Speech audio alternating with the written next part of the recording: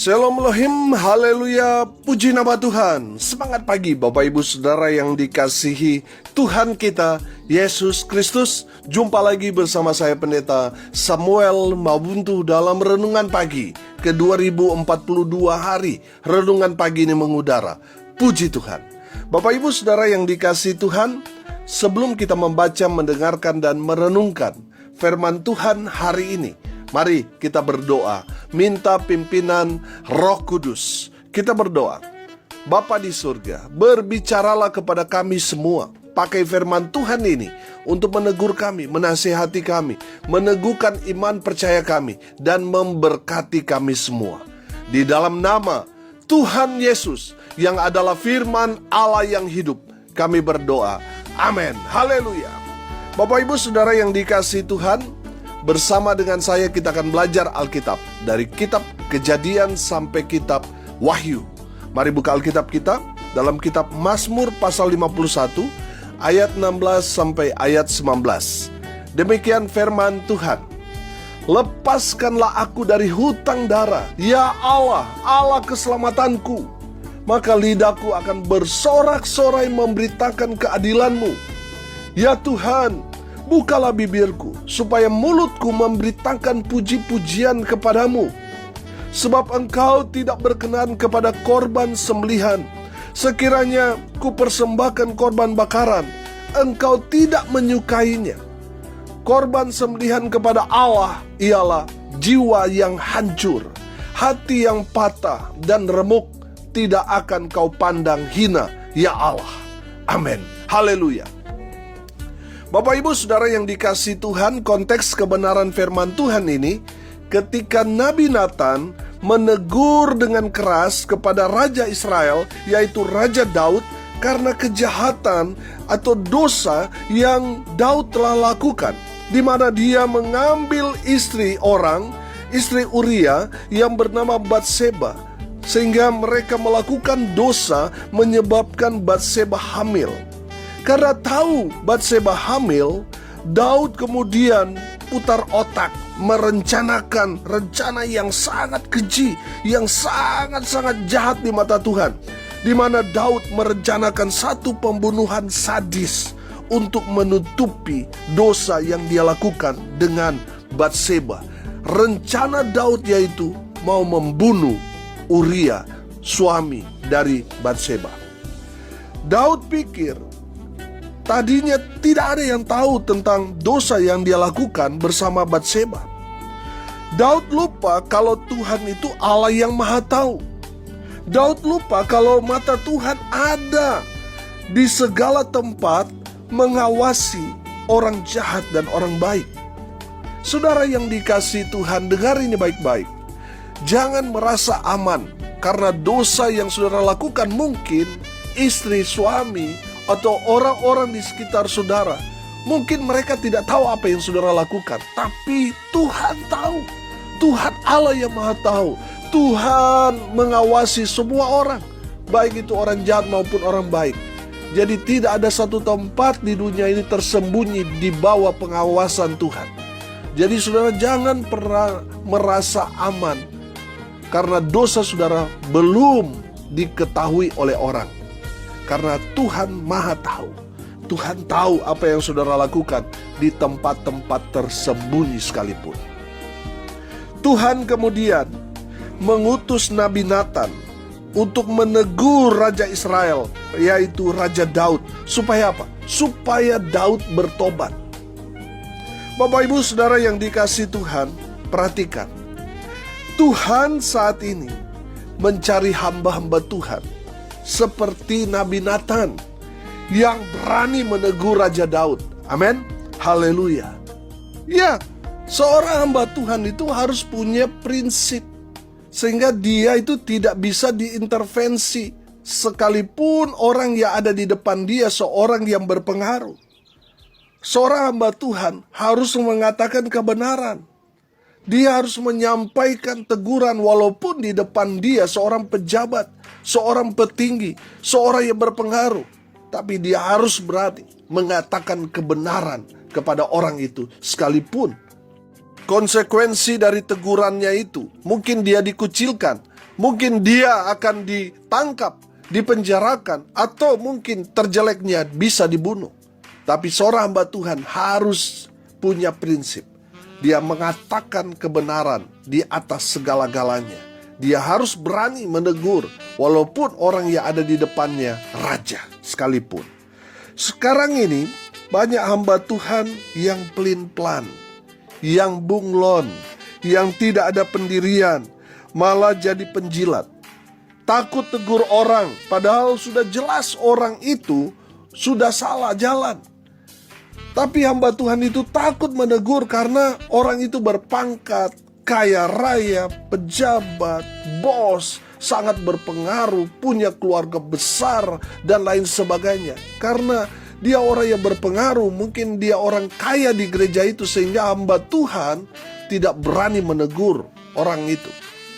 Karena takut kehilangan jemaat, karena mungkin wah ini kalau saya tegur terus dia pindah gereja, siapa yang nanti menjadi sponsor, siapa yang nanti bantu untuk pembangunan dan lain sebagainya. Saudara dengar ini baik-baik, jangan takut kehilangan jemaat. Karena hamba Tuhan harus menyampaikan kebenaran, harus menegur orang yang berdosa walaupun dia orang yang berpangkat, orang yang berduit, orang yang sangat berpengaruh sekalipun. Mereka harus ditegur kalau mereka salah. Supaya apa? Supaya mereka bertobat. Saudara yang dikasihi Tuhan, saya percaya kalau saudara menegur orang yang berdosa, orang yang salah, dan mereka bertobat, mereka akan sangat-sangat loyal kepada gereja, kepada saudara sebagai hamba Tuhan. Karena mereka akan merasakan bahwa saudara betul-betul mengasihi mereka. Bukan hanya mengasihi dompet mereka, tetapi benar-benar mereka rasakan bahwa saudara sangat-sangat mengasihi mereka. Dengan cara bagaimana mereka tahu? Karena saudara menegur mereka ketika mereka jatuh dalam dosa, mereka salah dalam mengambil keputusan. Saudara menegur mereka dan mereka menyadari, mereka bertobat, mereka akan menyadari bahwa saudara adalah hamba Tuhan yang mengasihi mereka. Saudara yang dikasihi Tuhan, kalau saudara melihat ada hamba Tuhan yang sudah tahu bahwa jemaat ini berbuat salah, berbuat dosa, tetapi dia tidak berani menegur jemaat itu menandakan hamba Tuhan itu hamba Tuhan yang palsu, yang hanya cinta uang. Dia tidak mengasihi orang itu, tapi hanya mengasihi dompetnya. Saudara yang dikasihi Tuhan, belajar dari Nabi Nathan. Dia menegur Raja Daud. Dia menggunakan ilustrasi yang sangat-sangat menohok, yang kena di hati Daud. Saudara dapat melihat di dalam 2 Samuel 12 ayat 1 sampai ayat 7, di mana Nabi Nathan memberikan ilustrasi tentang orang kaya dan orang miskin. Orang kaya itu punya banyak hewan ternak, kambing, domba, bahkan lembu sapi yang begitu banyak. Sedangkan si miskin hanya punya 1 ekor anak domba betina yang baru dia beli. Si miskin ini memelihara anak domba betina itu sama seperti dia memelihara anak perempuan. Dia sangat-sangat sayang pada satu-satunya hewan ternak yang ada di rumahnya itu. Anak domba betina itu sangat-sangat dia kasihi, dia rawat, dia pelihara. Dia berharap nanti dia bisa beranak pinak. Satu kali orang kaya itu mendapat tamu.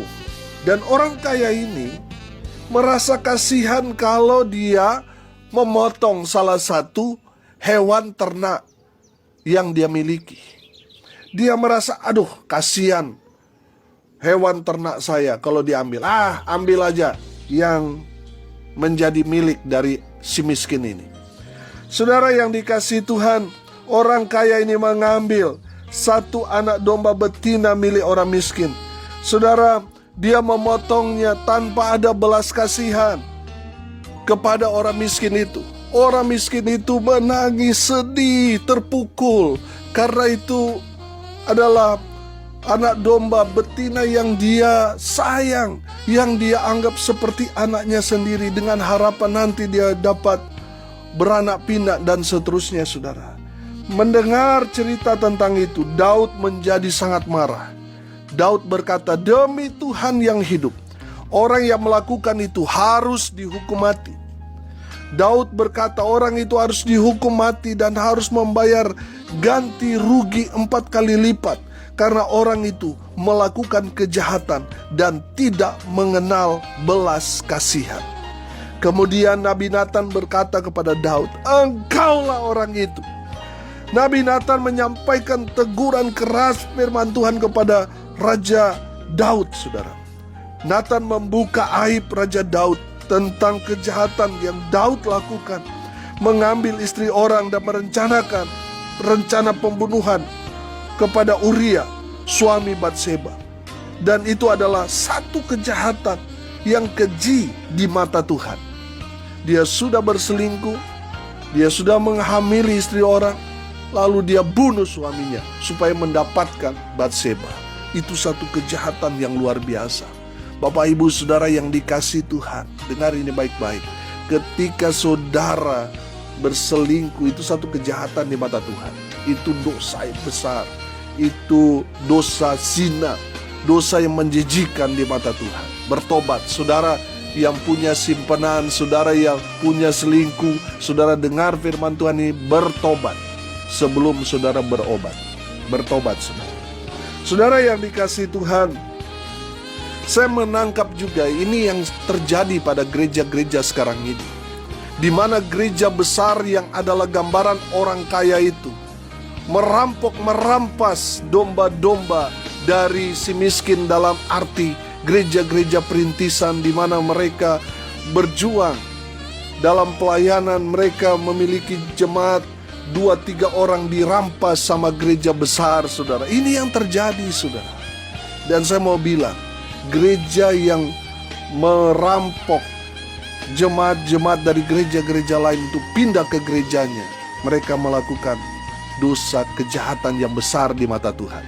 Saya pernah katakan di hadapan para hamba Tuhan, saya katakan ada gereja yang baru saja dibuka, tetapi begitu banyak jiwa yang hadir dalam setiap kebaktian di gereja itu, padahal dia baru dibuka. Setelah dicari tahu, ternyata itu semua yang hadir adalah jemaat-jemaat dari gereja-gereja tetangga yang diajak, yang ditawarkan, oh ini gereja bagus, ini gereja aman, nyaman, oh AC-nya sangat dingin, wah ini LED-nya bagus, musiknya keren, wah WL-nya, singernya, wah luar biasa dan sebagainya. Menarik jemaat dari gereja kecil pindah ke gereja tersebut. Saya kemudian bertanya kepada hamba-hamba Tuhan yang hadir. Ada kisaran 100 lebih pendeta yang hadir, dan saya menjadi pembicara pada saat itu. Saya bertanya, apakah Tuhan berkenan kepada gereja tersebut? Saudara yang dikasihi Tuhan, saya percaya kalau Tuhan ada saat ini, pasti Tuhan Yesus sedih melihat tingkah gereja-gereja besar yang saya gambarkan, orang kaya ini yang mencuri satu-satunya anak domba betina milik dari orang miskin ini. Saya percaya Tuhan sedih melihat gereja-gereja Tuhan berlomba-lomba untuk mengajak jemaat dari gereja lain masuk ke gerejanya supaya semakin besar. Saudara yang dikasihi Tuhan, saudara hamba-hamba Tuhan, dengar ini baik-baik. Tuhan tidak berkenan dengan apa yang saudara lakukan. Saudara dengar ini baik-baik. Masih banyak orang yang tidak mengenal Tuhan di luar sana. Kenapa kita sibuk memindahkan jemaat satu ke jemaat di gereja saudara? Saudara, mari kita menangkan jiwa. Kita memberitakan kabar baik. Dan saya percaya kalau kita rajin memberitakan kabar baik, kita akan menuai jiwa-jiwa bagi Kristus. Amin. Saudara yang dikasihi Tuhan, saya membaca satu buku.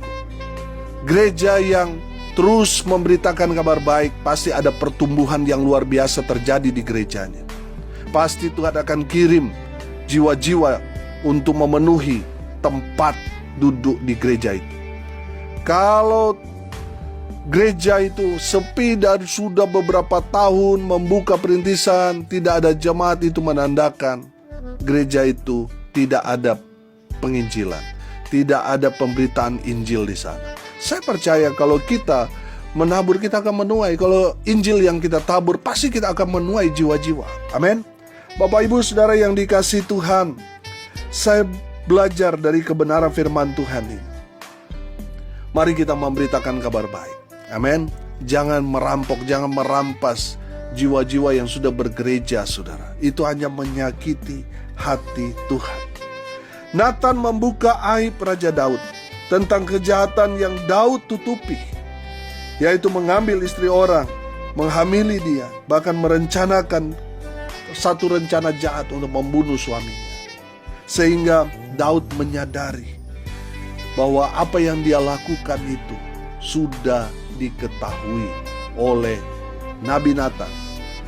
Bapak Ibu Saudara yang dikasihi Tuhan, Mazmur yang kita baca ini adalah pengakuan dosa Daud. 1 Yohanes 1 ayat 9 berkata begini, jika kita mengaku dosa kita, maka ia adalah setia dan adil, sehingga ia akan mengampuni segala dosa kita dan menyucikan kita dari segala kejahatan. Haleluya. Saudara yang dikasihi Tuhan, kalau mau mendapat pengampunan dari Tuhan, saudara harus mengakui dosa saudara dan bertobat. Amin. Supaya saudara mendapat pengampunan dari Tuhan. Seperti seorang perempuan yang ketangkap tangan berbuat zina. Tuhan Yesus bilang apa kepada perempuan itu? Pergilah, pulanglah, dan jangan berbuat dosa lagi. Amin. Bapak Ibu Saudara yang dikasihi Tuhan, dari kebenaran firman Tuhan ini kita belajar. Karena Daud menyadari dosanya telah terbuka, tidak ada lagi yang dapat dia tutupi, semua telah dibuka oleh Tuhan. Lihat reaksi Daud ketika dia ditegur Tuhan melalui Nabi Nathan. Yang pertama saya melihat, Daud menyadari bahwa dosa yang dia lakukan membuat dia sendiri tersiksa karena pelanggaran, kesalahan, dosa yang dia lakukan. Bapak Ibu Saudara yang dikasihi Tuhan, perhatikan ayat 16. Lepaskanlah aku dari hutang darah. Daud merasa bahwa dosa yang dia lakukan membuat dia terbelenggu, membuat dia itu tidak dapat lagi berbuat apa-apa. Upah dosa apa? Maut. Makanya Mazmur Daud ini berkata, ya Allah, Allah keselamatanku, maka lidahku akan bersorak-sorai memberitakan keadilanmu. Dia berseru kepada Tuhan supaya Tuhan melepaskan dia dari hutang darah atau dosa yang dia lakukan. Saudara, saya percaya seorang yang hidup dalam dosa, hidupnya tersiksa. Makanya saudara yang dikasihi Tuhan, sadari dosamu, ya, sesali dan bertobat. Maka saudara akan dipulihkan, diberikan pengampunan oleh Tuhan. Haleluya. Yang kedua, saya pelajari dosa Daud menyebabkan apa yang Daud lakukan untuk Tuhan, dia beribadah menjadi sia-sia karena dosa yang dia tutupi. Ada berapa banyak orang yang dosanya ditutupi, dikemas dengan kegiatan-kegiatan rohani. Saudara yang dikasihi Tuhan, ada banyak orang berbuat dosa tapi belum ketahuan. Beda saudara dengan perempuan yang ketangkap tangan berbuat zina. Dia ketangkap tangan berbuat dosa. Ada banyak lagi orang-orang yang berbuat dosa, termasuk mereka hamba Tuhan, tetapi belum ketangkap. Itu bedanya. Bapak Ibu Saudara yang dikasihi Tuhan, kalau kita hidup dalam dosa, maka ibadah saudara, pelayanan yang saudara lakukan itu menjadi sia-sia. Saudara yang dikasihi Tuhan, firman Tuhan di ayat 17 ayat 18 di situ dikatakan bahwa sebab engkau tidak berkenan kepada korban sembelihan, sekiranya ku persembahkan korban bakaran, engkau tidak menyukainya. Kenapa? Karena ada dosa yang belum diakui, belum ada pertobatan dari Daud. Kalau saudara mau ibadahmu tidak sia-sia, saudara harus menyesali perbuatan dosa yang saudara lakukan, bertobat. Maka ibadahmu tidak akan pernah sia-sia. Amin.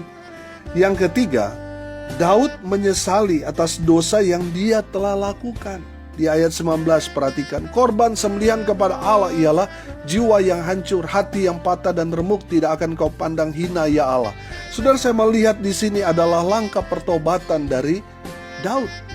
Saudara, bukan berarti korban sembelihan kepada Allah, yang berkenan kepada Allah, jiwa yang hancur, hati yang patah itu bukan berarti saudara yang patah hati, saudara yang ditolak cintanya, saudara yang dipecat lalu hatimu patah, hancur, sedih, saudara menangis. Bukan itu maksudnya.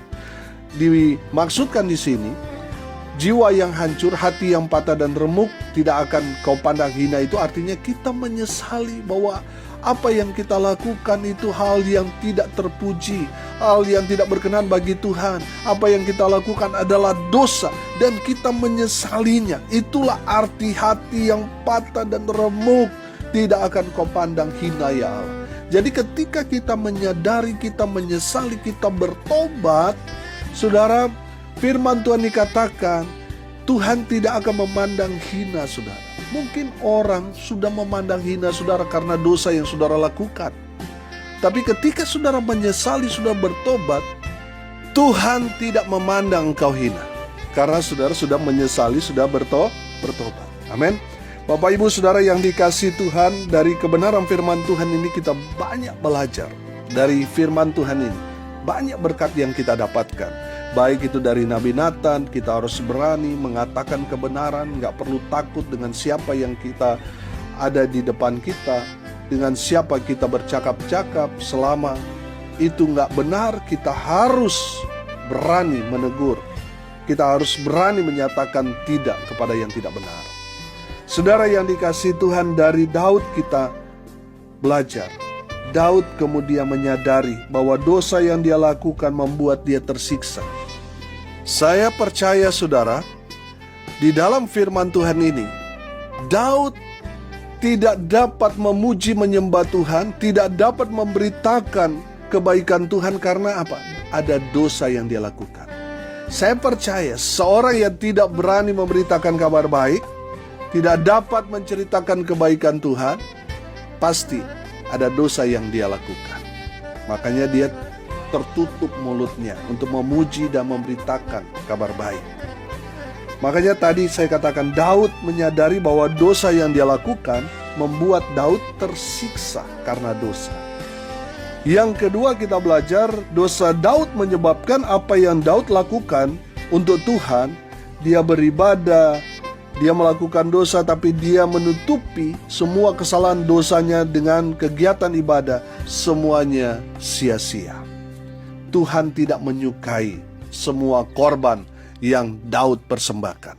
Dan yang ketiga kita belajar, Daud kemudian menyesali atas dosa yang dia lakukan. Dia menyesali, dia hancur hati, dia kemudian bertobat. Dan Tuhan mengasihi Daud karena pertobatannya. Tuhan tidak memandang hina.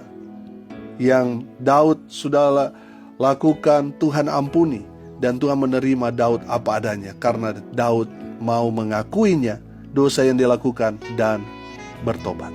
Amin. Mari kita berdoa. Terima kasih Bapa di surga atas kebenaran firman yang sangat memberkati kami. Berkati semua pendengar dimanapun mereka berada. Tuhan memberkati hidup mereka, rumah tangga mereka diberkati, usaha pekerjaan pelayanan mereka dibuat beruntung, berhasil dalam segala hal. Mereka yang sakit Tuhan sembuhkan, mereka yang lemah Tuhan kuatkan, Tuhan hibur mereka yang berduka cita, dan memberkati mereka yang hari ini berulang tahun. Tuhan Yesus memberkati. Hamba berdoa biarlah berkat Tuhan dari surga turun memenuhi semua pendengar. Bapak Ibu Saudara yang dikasihi Tuhan, arahkanlah hatimu kepada Tuhan dan terimalah berkat dari Tuhan Yesus. Tuhan memberkati engkau dan melindungi engkau. Tuhan menyinari engkau dengan wajahnya dan memberi engkau kasih karunia. Tuhan menghadapkan wajahnya kepadamu dan memberi engkau damai sejahtera. Di dalam nama Tuhan Yesus, sumber segala berkat. Bapak Ibu Saudara yang percaya, diberkati Tuhan, katakan amin. Puji Tuhan. Bapak Ibu Saudara yang dikasihi Tuhan, kalau saudara merasa diberkati melalui renungan pagi, bagikan juga kepada saudara-saudara yang lain supaya mereka juga diberkati, karena untuk itulah kita dipanggil, untuk jadi berkat. Salam kasih dari Bali, saya Pendeta Samuel Mawuntu. Sampai jumpa besok pagi. Tuhan Yesus memberkati kita semua. Haleluya.